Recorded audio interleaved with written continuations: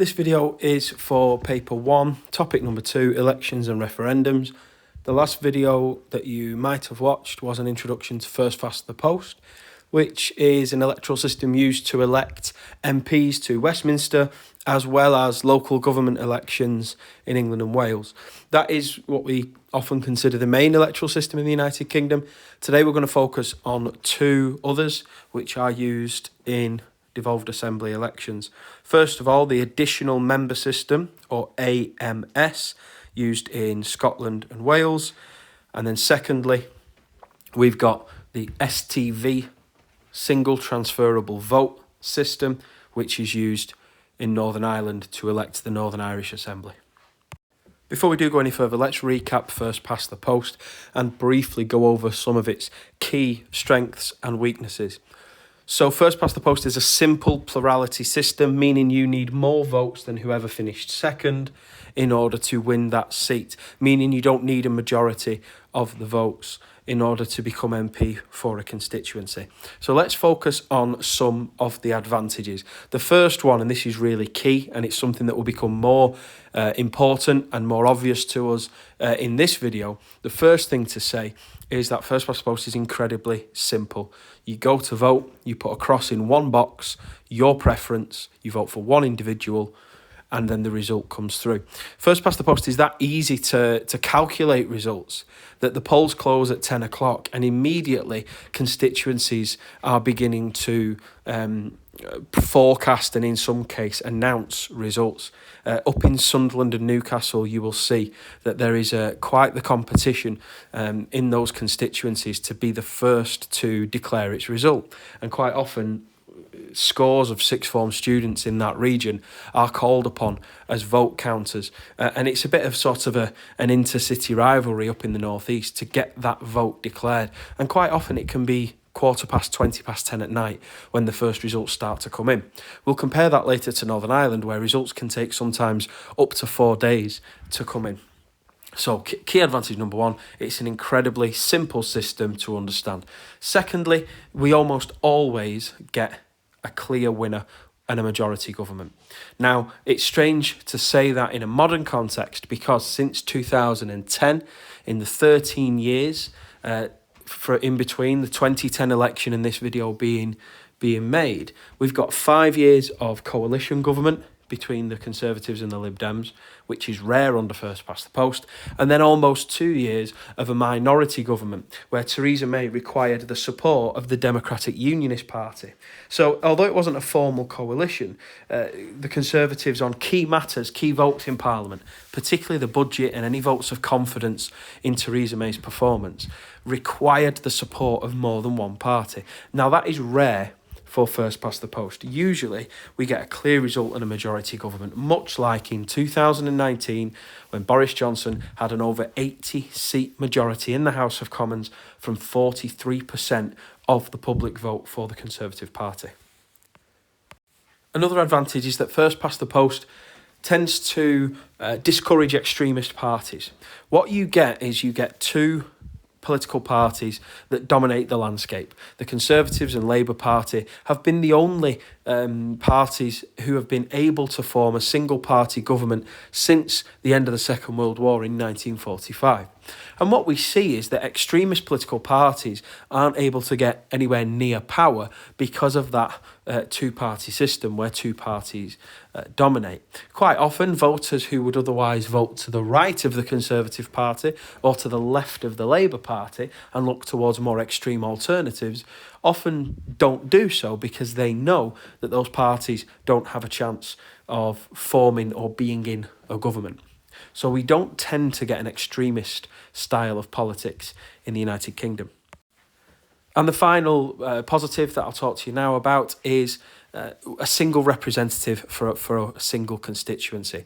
A single member constituency, meaning that there is one MP for each region.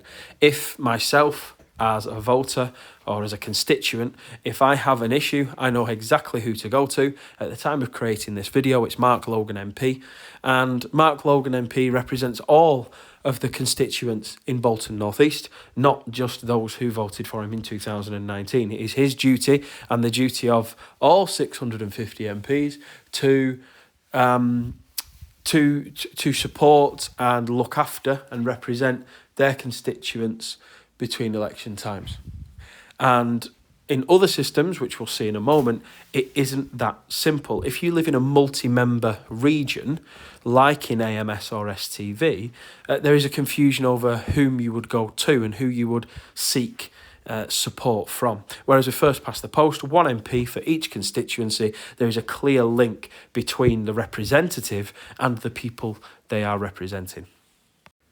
And very quickly, the downside. So first of all, because of the system, because it's simple plurality, we don't get proportionate results. So we get what we call a deviation from proportionality.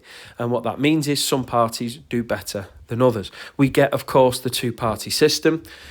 So the Conservatives and Labour Party, depending on who has won the election and tended to form a government, tends to receive the winner's bonus. So the Conservative Party in 2019, 43% of the public vote and over 80-seat working majority.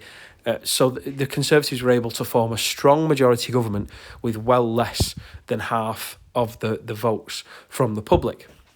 So it exaggerates the support that the winning party gets.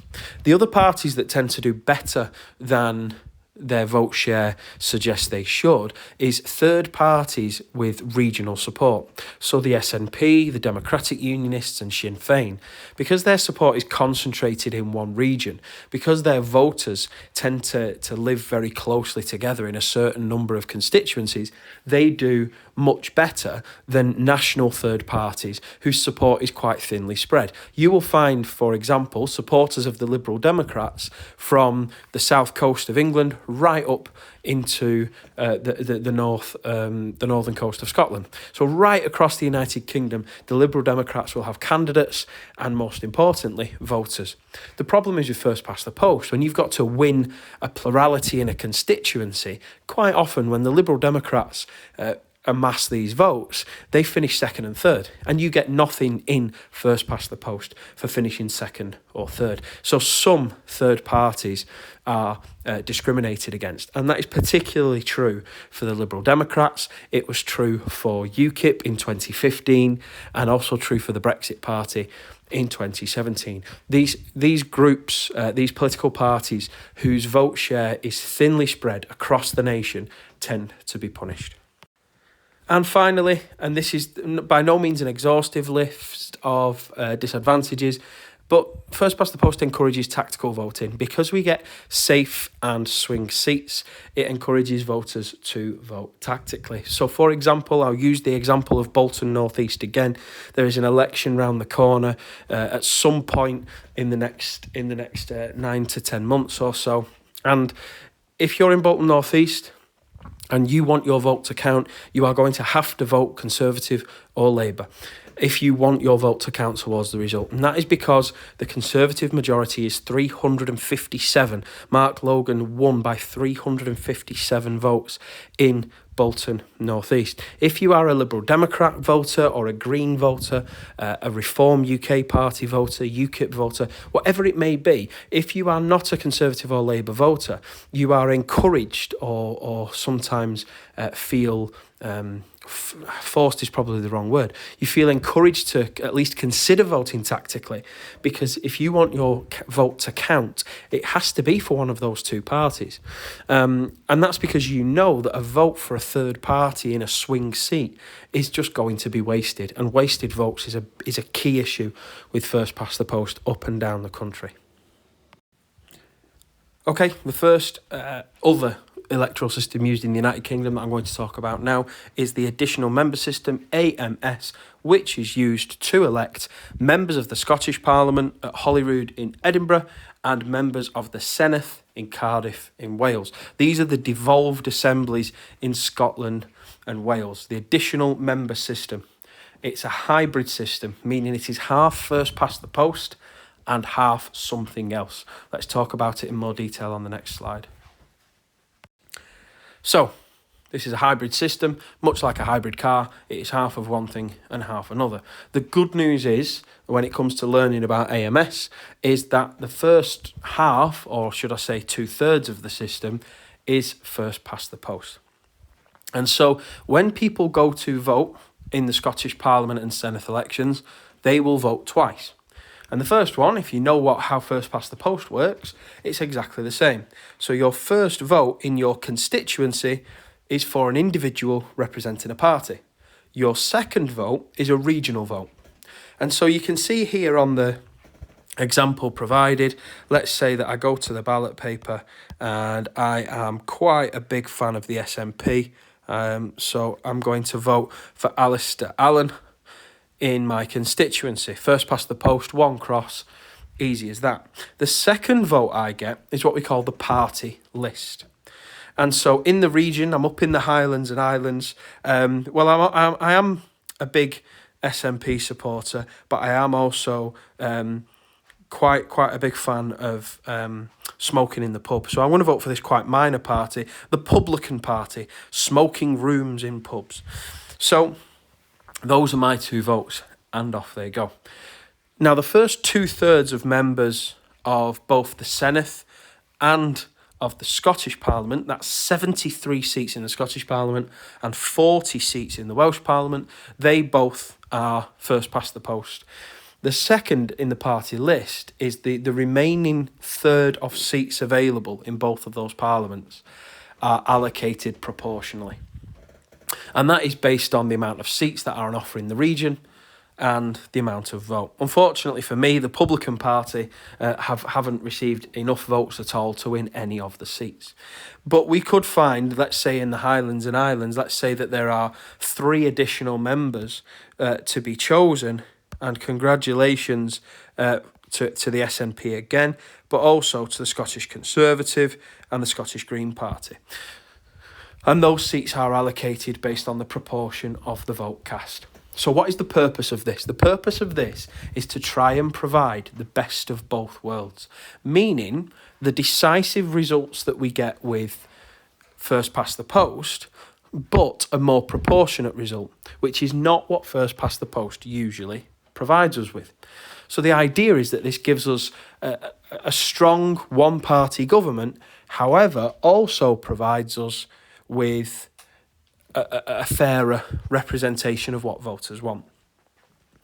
And actually, we sometimes get both and sometimes get neither. In trying to be a compromise system, the additional member system can provide us with both of those things or none of those things. If we look at the 2001 results in the SNP and the Welsh Labour Party, what we see is there is two parties who are desperately short of a majority. And so you can see there that the SNP were 1 seat short. They needed 65 seats for a majority. They got 64, which led the SNP to make a deal with the Greens and work together in the Scottish Parliament. You can see there that Labour, with 30 out of the 60 seats, were unable to form a majority because the other 30 seats were taken up by the Conservatives, Plaid Cymru and one Liberal Democrat. And so sometimes you could criticise AMS for, in trying to provide a compromise and be the best of both worlds, it's actually the worst of both worlds because it's not given us a fair result and it's not given us a majority government. However, it is fairer than first past the post overall, so you could say that there's an advantage there. The other key thing that AMS provides us with is 2 different types of member. Now, when it comes to it, we talk of the constituency members in more regard than the party list members. And that's because Alistair Allen, who I voted for, his name was on the ballot paper. He can turn around to his colleagues in the Scottish Parliament for the next 4 or 5 years and say, the people voted for me, because they did. His name was on the ballot paper, he was the most popular candidate, and he represents the people in my area, the Western Isles. However, those members who got in on the party list, we didn't know their names. And there's a lot of control that the party have here, because let's say that the Scottish Conservative and Unionist Party have a list of 3 candidates for the 3 seats available here up in the Highlands and Islands, And the individual who's top of the Conservative Party list has far more of a chance of being an MSP than the person third on it. So the party has a lot of control over who is where on the list. They decide the ranking of the people on the list. And that list is closed to the public. They do not know where the individuals are when they come to vote for them. And so there may be, in the Scottish Conservative and Unionist Party, someone who's been out campaigning, knocked on my door, someone who I feel a real connection with. They've been in the region for a long time. They're well known. They're respected. I believe that they're going to do a good job for people like me. However, they're not very popular in the party because they used to be a Liberal Democrat and they've switched over to the Conservatives and they've ended up bottom of the list. So the closed party list. First of all, the parties have a lot of control over who is on the list and in which order they appear on the list. But secondly, there is this idea that it creates two tiers of representative. The constituency members who have been voted for directly, but then you've got the party list members, the so-called top-up seats, who have seemed to have got in through the back door. Nobody's actually voted for that individual. They voted for the party and they were fortunate enough to be high enough on the party's list to make it into the Parliament. Now, if you thought that AMS was confusing, well, you're right, because it is, but it's about to get a lot more confusing. Welcome to the world of Northern Ireland and Northern Irish politics and the single transferable vote. Now, the key reason behind selecting STV in Northern Ireland is not to produce a majority government. This system came out of the peace talks and the international peace agreement which ended the conflict in Northern Ireland in the 1990s. It is deliberately designed not to produce a majority government. In fact, parties from both communities have to work together for the Northern Irish Parliament at Stormont, just outside of Belfast. They have to work together in order for that Parliament and that executive to be open. And in this system, you vote more than once. So you can see a mock-up ballot paper here. It's not a real one. But what you can see here is a list of names and you rank them in order of preference. Now, I'm going to assume the mindset now of a unionist voter. And in my mind, what I want now and in the future is that Northern Ireland remains in the United Kingdom. And so my first vote is going to go to the Democratic Unionist Party. It'd probably help if I did it in pen rather than in the highlighter. So my first vote is for the DUP, the Democratic Unionist. And then as I look down the list, okay, well, the second vote is going to go to the Ulster Unionists and my third to the UK Unionists. So there's my top three votes, okay. So I'm not going to be voting for Sinn Féin whatsoever because they represent Irish nationalism, and that's not something that I buy into as a unionist voter. It's the same for the SDLP, which is seen as a more moderate form of Sinn Féin's politics. So I'm not going to be voting for either of those two. Let's have a look at some of these independents. Oh, Peter Plum, he used to be part of the Ulster Unionists, so I'll vote for him fourth. And then Frank Wright, I'm sure he used to be in the DUP back in the day, and there's my fifth vote. Now, there's nothing to say that I have to vote for everybody. So there's nothing to say that a unionist has to vote at some point for a Sinn Féin candidate or vice versa. Sinn Féin voters at no point are forced into voting for a so-called unionist. But the point of this is that you rank your preferences. You can vote as little or as many times as you want. The more preferences you rank, the more chance you have of your votes being calculated.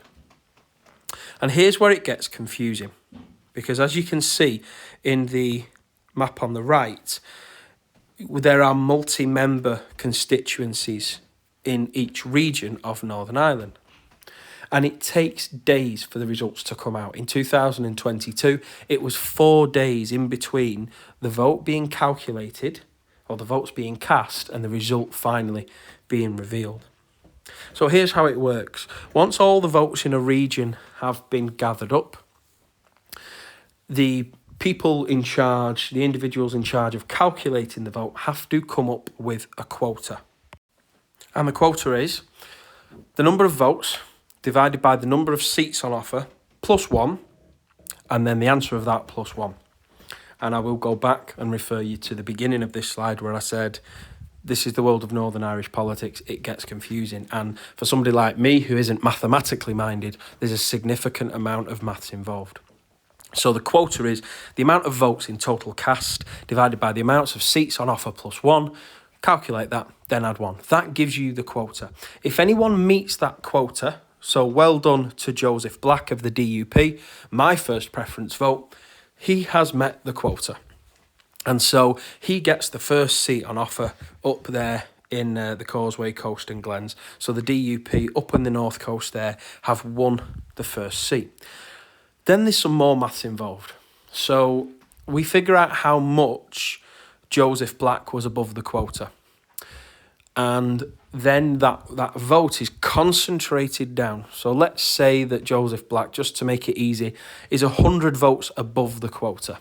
So what they do now is they concentrate the total votes for Joseph Black and turn it into what that would look like if it was only 100 votes. So we take it down and concentrate it. So 40% of people who voted for Joseph Black voted for Harry Lime second, but 30% had voted for Frank Wright. And then when they concentrate the vote down, they then reallocate those votes. So if my first vote for Joseph Black counted, then the second preference vote will get sent. And that process continues until somebody doesn't meet the quota. And at that point, the quota doesn't change. The person who finished last was changed. And I'm sorry to say that Horace Hazel, who I didn't vote for, doesn't meet the quota at all. He finishes last when no other candidate meets the quota. All of his second preference votes are recounted. And this is why it takes so long in such a small part of the United Kingdom. Remember, we've got less than 2 million people living in Northern Ireland and voting in Northern Ireland today. And so when we've got less than 2 million voters in Northern Ireland, and this is taking 4 days, imagine how this process would look if it was held across the United Kingdom. It is a complicated process. That is one of the key drawbacks of it, and it would take a long time to calculate the result. Okay, so let's look at the positives. First of all, it's proportionate because voters' choices are counted in some cases multiple times. So for many voters, more than one of their selections will count towards the result. And so we get a proportionate result with more voter choice. And the second thing is, this encourages political parties to work together. Quite often when people talk about the strengths of first past the post, they talk about avoiding coalition government. And that makes a big assumption that coalition governments are an awful thing. Well, actually, the only experience we have in modern times in British politics of a coalition is the Conservatives and Liberal Democrats. Now, it caused a lot of damage to the Liberal Democrats' reputation for a short period of time. But actually, it wasn't as if politics fell apart in that period. It was new, it was different, it forced parties to work together. But to make the assumption that coalition governments are a bad thing is quite a leap. And so you could actually say that it encourages parties to work together. And remember that this was a system chosen because it would enforce parties to work together, communities to work together. At least one unionist and one nationalist party in the executive working together. And when they do work together, then you've got coalition power, or what we call power sharing in Northern Ireland. They don't call it a coalition, they call it power sharing. Problem is, in recent years, the DUP and Sinn Féin have refused to work together. So if you see those 22 Northern Ireland Assembly election results, for the first time ever in a Northern Irish election, Sinn Féin were the biggest political party. And that is huge news, because even though it's not a majority of voters, Sinn Féin, for the first time ever, the party whose name means we ourselves, the party who embody Irish nationalism, who want to leave the United Kingdom, are the biggest political party. However, the DUP refused to go into power sharing with Sinn Féin over their concerns about Brexit and the so-called Northern Ireland Protocol that had been arranged by Boris Johnson. Now, cynics might say that that was a convenient way to get out of power sharing with Sinn Féin, where a unionist party like the DUP is in second place for the first time ever. However, the Democratic Unionists would say that Brexit is something that concerns Northern Ireland just as much as it does the rest of the UK, and that Northern Ireland should be treated exactly the same as the rest of the UK. The problem is we've got this international peace treaty called the Good Friday Agreement, which provides quite a problem for Brexit. And I don't really have the time to go into that in good detail now. So the positives is it encourages parties to work together, but they have to be willing to do so. And so the negative is, unfortunately, in recent years, both Sinn Féin in 2018, I believe, it may be 19, the years are starting to blur into one. Sinn Féin some years ago and the DUP after 2021 have both refused to go into power sharing. And so that's quite a negative.